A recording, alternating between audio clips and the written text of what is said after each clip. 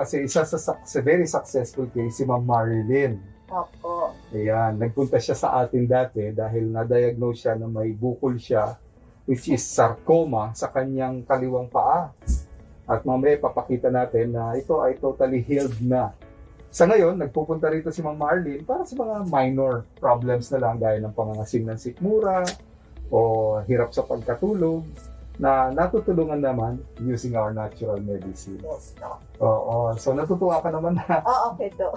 Natutuwa ako at gumaling ako dito kay Dr. Bien po. Ganun ba? Opo. Pero dati kasi nakakatakot yung naging Oo, diagnosis sa paa mo no? Mm-mm. Oo, pwede ba? At least Ipakita gumaling mo? ang paa ko dito kay Dr. Bien. Ito yun oh. Oo, Dati ito may bukol dito Mhm. na isang uri nga ng tumor o cancer. At sa ngayon ay totally healed na. Opo, Dok. Pinagpapasalamat ako kay Dr. Bien. Hindi sa akin, actually, nagpagaling sa'yo. Kay Sino sa taas? sa Panginoon Diyos. Oo, kumbaga nautusan lang tayo. Opo. Okay. So, higa ka po ngayon Opo. dahil ang ating gustong tulungan, itong pangangasim nga ng tiyan Opo, Dok. ni ma'am, no? Minomonitor natin kung kumusta ang kanyang atay. And so far, sa 3 years. 3 years Opo. na tayo, no? Na nagkikita ng halos buwan-buwan. Opo, Dok. Almost 4 years. Opo. Minomonitor natin kung may mga tumutubong bagong bukid. Alright.